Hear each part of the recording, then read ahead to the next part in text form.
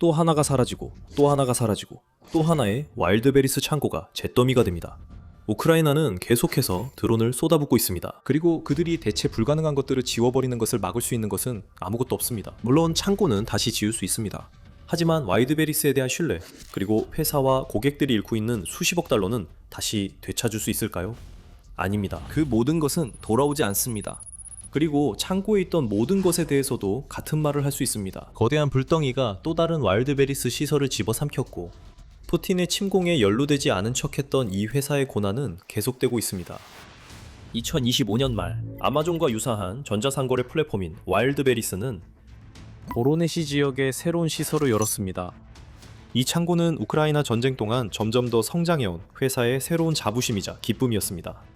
15만 2,900제곱미터에 달하며 최대 9천만 개의 물품을 보관할 수 있는 규모입니다. 이 창고는 빠르게 와일드베리즈가 러시아 본토에 구축한 대규모 물류 공급망의 중요한 연결고리가 되었습니다. 이미 수백만 건의 구매가 이루어졌고 수천 명의 판매자들이 자신의 비즈니스를 위해 이 창고에 의존해 왔습니다. 그리고 수만 명의 고객들이 와일드베리즈에서 구매한 상품들이 보로네시를 거쳐 현금을 지불한 사람들에게 전달되었습니다. 그 창고는 생긴 지 1년도 채 되지 않았습니다. 이제 그중 상당 부분이 사라졌습니다. 지도에서 지워졌고 다시 돌아올 수 없습니다. 8월 11일 키이우 포스트는 우크라이나 드론 조종사들이 와일드베리즈의 새로운 보로네시 창고들을 대상으로 드론 공격을 감행해 대형 화재가 발생했다고 보도했습니다. 소방관들이 화재를 진압하기 전 시설의 약 4분의 1에 해당하는 3만 6천 제곱미터의 창고 공간이 불길에 휩싸였습니다. 창고 공간과 함께 와일드베리즈는 판매자들이 보호해주길 믿고 맡겼고, 구매자들이 받기를 기다리던 수천, 어쩌면 수백만 개의 상품도 잃었습니다.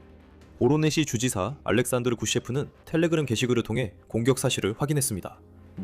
어느 정도는요. 우크라이나가 자신이 관할하는 주에 드론 15대를 퍼부었다고 발표하면서 구셰프는 최대한 모호하게 말하려고 했습니다. 이는 우크라이나가 러시아판 아마존에 또 한 번 성공적인 공격을 했다는 사실을 숨기려는 필사적인 시도로 보입니다. 추락한 무인기 파편이 대형 기업 소유의 두 창고에서 화재를 일으켰습니다.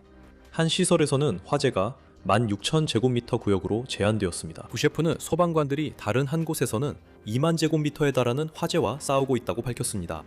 흥미로운 점이네요. 와일드베리스 보로네시 시설에서 화재가 두 곳에서 발생했다는 것은 최소한 우크라이나의 드론 2대가 러시아의 방공망을 뚫고 들어왔다는 뜻입니다. 정말 굴욕적이네요. 이것은 보로네시에 어떤 방어 체계가 있더라도 창고 전체를 보호할 수 없다는 것을 보여줍니다. 그리고 있기 전에 구셰프는 러시아가 자주 내세우는 익숙한 변명을 내놓았습니다. 피해를 입힌 것은 우크라이나의 드론이 아니라 러시아의 영웅적인 방공망이 드론을 격추시킨 후 우연히 우크라이나가 원했던 바로 그곳에 떨어진 드론의 파편이었다고 주장했습니다. 물론 완전히 말도 안 되는 소리죠. 드론 파편 몇 조각 때문에 축구장 6개를 집어삼킬 만큼 큰 화재가 발생하는 건 아닙니다.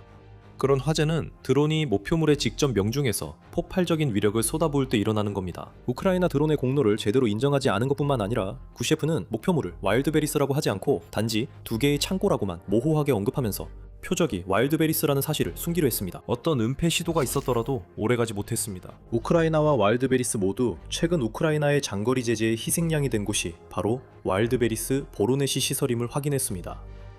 와일드베리스는 텔레그램의 공식 보도자료를 통해 보로네시 지역에 있는 회사의 물류시설에서는 안전 규정에 따라 대피가 이뤄졌다고 밝혔습니다. 창고에 불이 나지 않는 한 대피는 필요하지 않습니다. 와일드베리스는 이후 소방관들이 현장에 출동했다고 확인했으며 보로네 시설에 보관된 대부분의 물품이 손상되지 않았다고 주장했습니다. 기술적으로는 맞는 말이겠죠. 우크라이나가 시설의 약 25%를 파괴했으니 75%의 물품은 타격을 받지 않아 살아남았습니다. 나머지는 불타고 있습니다. 우크라이나를 안다면 추가 공격이 이어져 더 많은 것을 파괴할 가능성이 높아 보입니다. 우크라이나 무인 시스템 부대의 지휘관 로버트 브로부디는 우크라이나가 DJ 칼리드처럼 또 한 번 성공했다고 확인하면서 좀 더 들뜬 반응을 보였습니다. 마지막 물품도 끝났다는 뜻이죠. SBU 병찬 장교의 운명에 대한 아이러니는 자유를 사랑하는 우크라이나 드론이 마지막 소포로 매우 인화성 있는 키네틱 샌드를 보로네시의 와일드베리스 신축 물류 허브에 배달했다는 점입니다. 브로부디는 근무 중에 불타버렸다고 선언했습니다. 그는 정말 말을 잘합니다. 그리고 그 모든 일 이후에도 혹시라도 의심이 남아 있었다면 영상이 공개되면서 완전히 해소되었습니다. 굴길과 거대한 연기 기둥이 여러 영상에 포착되어 우크라이나의 공격 규모가 얼마나 엄청난지 보여주고 있습니다. 실라노바 플러스에는 여러 각도에서 촬영된 영상을 담은 동영상도 있는데 밤새 타오른 거대한 불길을 보여줍니다. 다시 한번 말하지만 굿셰프, 그런 일은 드론 잔해 때문에 일어나지 않습니다. 러시아의 거짓말을 아무도 믿지 않습니다. 우크라이나는 야생베리를 하나하나 따듯이 공격을 이어가고 있으며 8월 10일 밤부터 11일까지 큰 타격을 입혔습니다. 키이우 포스트에 따르면 러시아가 보로네시 시설을 건설하는데 1억 2천만 달러가 들었다고 합니다. 만약 그 시설의 4분의 1이 불타버렸다면 다시 복구하는데 3천만 달러가 들 것이라는 의미입니다. 이미 우크라이나의 공격으로 수십억 달러를 잃은 회사에게는 결코 좋은 소식이 아니죠. 이 부분은 곧 다루겠습니다. 먼저 예상하셨겠지만 우크라이나는 와일드베리스 창고 하나만 공격하고 멈추지 않았습니다. 요즘 우크라이나가 단 한 번만 공격하는 경우는 거의 없습니다. 브로브디는 무인 시스템 부대의 드론들이 밤새 43개의 서로 다른 목표물을 타격했다고 보고했습니다. 그 중에는 비유키 M3 방공 시스템도 있었는데 이것이 파괴되면서 우크라이나 드론들이 앞으로 활용할 수 있는 또 다른 빈틈이 생겼습니다. 우크라이나는 또한 베르덴스크와 마리오폴의 에너지 허브도 타격했습니다. 브로브디는 흑해에서 활동하는 러시아의 그림자 함대가 사용하던 벌크 화물선도 함께 파괴되었다고 밝혔습니다. 군사 및 에너지 시설도 크림반도에서 타격을 받으면서 우크라이나의 반도 고립 작전이 계속되고 있습니다. 그리고 한 가지가 더 있습니다. 네, 러시아의 또 다른 정유소가 우크라이나 드론의 공격을 받았습니다. 보로네시의 와일드베리스 창고가 불타는 동안 러시아 오렌부르크 지역의 오르스크 오스크네프 티오르그 신테스에서도 같은 일이 벌어졌습니다. 전선에서 약 1500km 떨어진 곳에 위치한 그 정유소는 이 지역에서 가장 큰 정유소 중 하나이며 우크라이나에 따르면 러시아의 연료 및 에너지 부문에서 중요한 기업입니다. 우크라이나의 새로운 목소리가 공유한 수치에서 그 중요성을 알 수 있습니다. 오스크네프 티오르그 신테스는 러시아에서 가장 큰 정유소 중 하나는 아니지만 그렇다고 해서 그 시설이 작은 것은 아닙니다. 이 정유소는 연간 약 600만 톤의 원유를 정제할 수 있는 능력을 갖추고 있으며 이를 연료, 오일, 엽청, 항공유 등 다양한 제품으로 전환합니다. 정유소에 가해진 피해 규모는 아직 평가 중이지만 우크라이나 총참모부는 이번 공격으로 화재가 발생했다고 보고했습니다. 그래서 또 다른 정유소가 공격당한 것입니다. 2026년 상반기에 우크라이나 드론이 최소 194번이나 정유소를 타격한 이후로 우크라이나가 이런 종류의 공격을 늦출 기미는 전혀 보이지 않는 것 같습니다. 아마도 올해 하반기의 목표는 6개월 동안 공격 횟수 200건을 넘기는 것일지도 모르겠습니다. 그리고 오스크네프 티오르그 신테스도 또 다른 희생자일 뿐입니다. 그래도 이번 밤의 공격에서 가장 주목받는 소식은 또 다른 와일드베리스 창고가 제로 변했다는 것입니다. 다시 한번 우크라이나의 드론이 목표를 정확히 찾아냈고 또다시 러시아가 자국 최대 전자상거래 플랫폼을 지킬 만한 방공망을 갖추지 못한 것처럼 보입니다. 방어수단의 부족은 중요합니다. 왜일까요? 간단한 답은 와일드베리스를 잃게 되면 러시아 경제에 큰 혼란이 올 것이라는 점입니다. 하지만 우리가 이 문제와 우크라이나가 이러한 공격을 통해 무엇을 이루고자 하는지 더 깊이 알아보기 전에 여러분은 지금 밀리터리 쇼를 보고 계시다는 점을 다시 알려드립니다. 저희는 단순한 헤드라인이 아니라 전체적인 그림을 전해드립니다. 이런 심층 분석을 더 보고 싶으시다면 채널을 구독하고 알림을 설정해주세요. 지난 몇 주 동안 우크라이나가 장거리 타격으로 무엇을 해왔는지 지켜본 분들이라면 우크라이나가 타격한 보로네시 시설이 와일드베리스의 첫 번째 자산이 아니라는 것을 알고 계실 겁니다. 사실 그 시설은 목록에서 한참 아래에 있습니다. 8월 3일까지 우크라이나는 17일간의 작전 동안 이미 와일드베리스의 창고 14곳을 타격했으며 이로 인해 회사가 보유한 560만 제곱미터의 창고 공간 중 150만 제곱미터를 잃은 것으로 추정됩니다. 이는 러시아 매체 베르스트카의 브론도에 따른 것으로 베르스트카는 또한 우크라이나가 이 작전을 강력하게 시작했다고 지적합니다. 우크라이나는 모스크바 지역에 위치한 일렉트로스탈의 와일드베리스 창고를 타격해 한 번에 2가지 타격을 입혔습니다. 25만 제곱미터 규모의 시설이 완전히 불타버렸을 뿐만 아니라 우크라이나는 푸틴에게 자국 드론이 러시아에서 가장 방어가 철저한 지역에서도 공격을 감행할 수 있다는 메시지를 보냈습니다. 추가 공격이 이어졌습니다. 이 중 8곳에서는 우크라이나가 블라디미르, 랴잔, 사마라, 펜자, 탐보프, 스타브로폴, 크라스노다르, 상트페테르부르크에 위치한 10만 제곱미터가 넘는 창고 시설을 공격했습니다. 이제 보로네시도 그 목록에 추가할 수 있습니다. 우크라이나는 8월 3일까지 5개의 소규모 와일드베리즈 창고도 공격했습니다. 이로써 우크라이나가 회사가 관리하는 덜 중요해 보이는 시설들에 대해서도 주저하지 않고 공격할 것임을 보여주었습니다. 보로네시에서는 이미 한 차례 공격이 시도된 적이 있었지만 우크라이나의 드론은 지붕난 손상시키는 데 그쳤습니다. 하지만 이번에는 우크라이나가 제대로 된 공격을 성공시켰습니다. 이 일련의 공격으로 인한 재정적 손실은 막대했습니다. 벨에 따르면 창고 파괴로 인한 손실만 해도 이미 30억 달러가 넘는 것으로 추정됩니다. 그리고 그 이후로 손실은 더 늘어났습니다. 판매자들이 이러한 손실의 대부분을 감당하고 있지만 와일드베리스 역시 제품이 전소될 경우 각 제품 판매에서 얻는 수수료를 잃게 됩니다. 예를 들면 와일드베리스는 전체 상품의 약 10%만 직접 판매하고 나머지 90%는 판매자들이 구매한 후 와일드베리스 플랫폼을 통해 소비자에게 판매한다고 합니다. 그 판매자들은 와일드베리스로부터 돈을 돌려받는데 별다른 성과를 거두지 못하고 있습니다. 회사 측은 우크라이나의 드론 공격으로 인한 손실에 대해 판매자들에게 보상할 의무가 없다고 여러 차례 밝혔습니다. 흥미롭게도 와일드베리스가 이런 일이 일어날 것을 미리 예상하고 우크라이나가 자사 창고를 대상으로 공격을 시작하기 직전에 이에 대비했다는 암시도 있습니다. 7월 1일 모스크바 타임즈는 와일드베리스가 미사일 공격, 드론 공격 혹은 시민 소요로 인해 분실되거나 손상된 상품에 대해 기존에 가지고 있던 재정적 책임을 없애도록 판매자 파트너십 계약을 수정했다고 보도했습니다.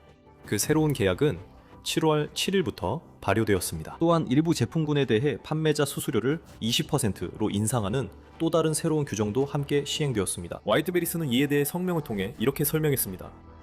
현재 경제 상황, 특히 연료 가격의 급격한 상승과 그로 인한 물류 비용 증가가 운영 비용에 직접적인 영향을 미치고 있습니다. 하지만 이 모든 일의 시점이 매우 의심스럽습니다. 이러한 업데이트가 이루어진 지 불과 몇 주 만에 우크라이나의 드론이 쏟아지기 시작했습니다. 만약 우리가 음모론적인 시각을 가지고 있다면 와일드베리스가 무언가가 다가오고 있다는 것을 알고 있었을 것이라고 추측할 수 있습니다. 이는 아마도 크렘린과의 연계와 그런 연계가 제공하는 정보 때문일 것입니다. 그래서 와일드베리스는 자신들이 가지고 있던 모든 보상 책임을 없애버리고 모든 창고가 무너지기 전에 최대한 많은 현금을 판매 업체들로부터 짜내려고 했던 것입니다. 이제 어떤 판매 업체도 자신들이 잃어버린 상품에 대한 돈을 돌려받지 못하고 있습니다. 그렇게 하면 와일드베리스가 당장의 재정적 고통에서는 벗어날 수 있을지 모르지만 장기적으로 보면 결코 좋은 전략은 아닙니다. 창고 화재로 수천 달러어치의 상품을 잃은 분노한 판매 업체들은 앞으로 와일드베리스에 자신의 사업을 맡기지 않을 가능성이 높습니다. 회사가 앞으로 큰 문제를 자초할 수도 있습니다. 물론 우크라이나의 맹공에서 무사히 살아남을 수 있다면 말이죠. 우크라이나에게는 그런 분노를 일으키는 것이 바로 목적입니다. 그리고 그 분노가 와일드베리스에만 향하는 것도 아닙니다. 우크라이나는 더 큰 목표가 있습니다. 그리고 와일드베리스를 공격함으로써 그 목표를 달성하는 데 도움이 되길 바라고 있습니다. 더 설명하기 전에 러시아 경제에 미치는 영향도 고려해야 합니다. 와일드베리스의 보로네시 시설에 대한 공격은 러시아 경제에 막대한 기여를 하는 기업에 영향을 미치는 일련의 공격 중 가장 최근의 사례입니다. 와일드베리스는 주요 경쟁사인 오종과 다른 온라인 소매 플랫폼들과 함께 러시아 국내 총생산의 8.5%를 차지하고 있습니다. 이 소매 업체들 중에서 가장 큰 와일드베리스가 가장 두드러진 영향을 미치고 있습니다. 위크 보도에 따르면 러시아의 전자상거래 부문은 약 400만 개의 일자리를 제공하고 있습니다. 이는 러시아 전체 노동력의 약 5%를 차지한다는 의미입니다. 그리고 다시 한번 와일드베리스가 그 중심에 있습니다. 와일드베리스는 직접 제공하는 일자리와 상품 이동, 제품 생산 등 모든 것을 유지하기 위해 필요한 방대한 지원 업무를 통해 수백만 러시아인의 생계에 관여하고 있습니다. 이제 와일드베리스가 사라진다고 상상해보세요. 경제적 충격파는 러시아 전역에 퍼질 것이고 크렘린도 우크라이나만큼이나 그 사실을 잘 알고 있습니다. 와일드베리스는 경제 성장 계획의 핵심으로 여겨지고 있다고 위크는 보도했습니다. 러시아 정부가 이미 이 회사의 지분 5%를 매입할 정도입니다. 이제 러시아 정부는 와일드베리스를 구하기 위해 할 수 있는 모든 조치를 취하려 하고 있습니다. 8월 6일 보도에서 뉴 보이스 오브 우크라이나는 러시아 내 익명의 전자상거래 시장 소식통 2명의 말을 인용해 러시아 정부가 회사를 구하기 위해 거의 어쩔 수 없이 개입하게 될 것이라고 전했습니다. 수십억 달러 규모의 구제금융이 필요할 것이며 우크라이나가 계속해서 와일드베리스의 창고와 물류 허브를 공격한다면 그 금액은 더 커질 것입니다. 그리고 이 모든 뒤에는 상인들, 즉 상품을 잃고 간신히 판매한 것에 대해서도 대금을 받지 못하는 사람들이 있습니다. 같은 매체는 와일드베리스가 일반적으로 판매된 상품에 대해 3주 이내의 판매자들에게 대금을 지급한다고 지적합니다. 하지만 우크라이나의 공격으로 인한 현금 부족 사태로 인해 회사가 어려움을 겪으면서 지급 지연이 발생하고 있습니다. 3주가 3개월로 늘어났습니다. 연쇄적인 위기가 발생하고 있습니다. 판매자들은 분실된 상품에 대한 보상을 받지 못할 뿐만 아니라 예상보다 훨씬 늦게 돈을 받게 되어 어려움을 겪고 있습니다. 수익 마진이 적은 판매자들, 즉 저렴한 상품을 판매하는 수천 명의 판매자들에게 이러한 지연은 그들의 소규모 사업의 종말을 의미할 수 있습니다. 그리고 더 많은 소규모 사업이 무너질수록 와일드베리스가 보유한 판매자 수도 줄어들게 됩니다. 이로 인해 회사의 수익이 줄어들고 그 결과 더 많은 지연이 발생하게 됩니다. 이것은 우크라이나에서 비롯된 악순환이며 지금은 구제금융조차도 회사를 구할 수 있을 것 같지 않습니다.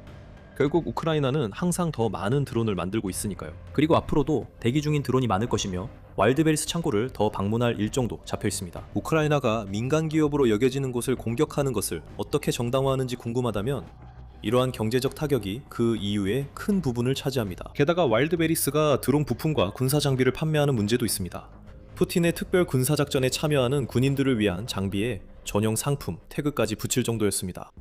이 회사는 우크라이나 전쟁과 관련해서 결코 무고하지 않습니다. 이 회사는 판매하는 물품과 푸틴의 전쟁 자금에 투입하는 돈을 통해 그 전쟁을 가능하게 하는데 일조하고 있습니다. 하지만 러시아에게 진짜 문제는 이것입니다. 우크라이나는 러시아 국민들이 그들의 지도자가 시작한 전쟁의 결과를 아무도 예상하지 못한 방식으로 느끼게 하고 있습니다. 이것은 러시아의 방대한 인구, 즉 자신들이 침략국의 행동에 전혀 영향을 받지 않는다고 생각하는 사람들의 안락함을 예민하게 감지하는 지표가 되었습니다. 브로브디는 AP뉴스와 인터뷰에서 와일드베리스 공격에 대해 이렇게 말했습니다. 우크라이나가 하고 있는 일에 대해 열정으로 잘 알려진 사람이 이렇게 이례적으로 절제된 방식으로 말하는 것은 드문 일이지만 요점을 잘 전달하고 있습니다. 우크라이나가 실시해온 정유소 공격조차도 러시아 국민들에게 와일드베리 창고가 전국 곳곳에서 불타는 것만큼 널리 그리고 분명히 즉각적으로 영향을 미치지는 않습니다. 오로네시와 그 주변 지역의 사람들도 이제 그 고통을 느끼게 될 것이며 이미 우크라이나가 공격한 12개가 넘는 창고에 의존했던 이들이 느꼈던 것과 같은 고통을 겪게 될 것입니다. 와일드베리는 다시 한번 러시아인의 삶의 중심에 있으며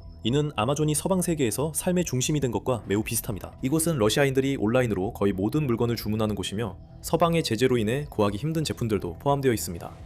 이제 이 모든 것이 사라지고 있고 이는 푸틴에게 해결책을 찾으라는 압박을 가하고 있습니다. 우리가 앞서 언급했던 분노는 두려움으로 바뀔 것이고 이러한 모든 부정적인 감정들은 푸틴을 향하게 될 것입니다. 적어도 그것이 우크라이나가 바라는 바입니다. 궁극적으로 우리가 방금 보로네시에서 본 것은 전쟁을 러시아로 되돌리려는 훨씬 더 광범위한 캠페인의 일부로 푸틴의 국민들조차 반란을 일으키기 시작할 정도입니다. 우크라이나는 이런 접근 방식이 결국 푸틴을 협상 테이블로 다시 불러올 것이라고 믿고 있습니다.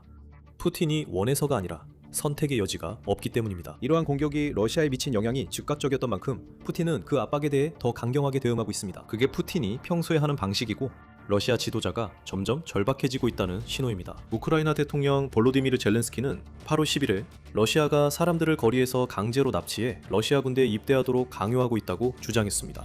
젤렌스키는 또한 러시아가 북한의 군사 장비를 대량으로 구매하고 있으며 이는 우크라이나에 대한 더 강한 공격을 위한 것일 가능성이 높다고 주장합니다. 러시아가 취하는 모든 조치, 즉 탄도미사일 생산 증가, 북한 장비 도입, 동원 준비 등은 모두 모스크바가 평화를 준비하는 것이 아니라 사태를 더욱 악화시키기 위해 준비하고 있음을 보여줍니다. 그리고 젤렌스키는 세계가 지금 당장 대응해야 하며 기다려서는 안 된다고 선언합니다. 그는 틀리지 않았습니다. 푸틴의 계획은 러시아가 가진 모든 것을 우크라이나 전쟁에 쏟아부어 평화 협상을 하지 않아도 되도록 승리하는 것일 수 있습니다. 우크라이나의 대응 역시 비슷할 것입니다. 와일드버리스와 러시아 전쟁, 기계의 다른 핵심 요소들에 대한 공격이 계속해서 압박을 가중시키고 있습니다.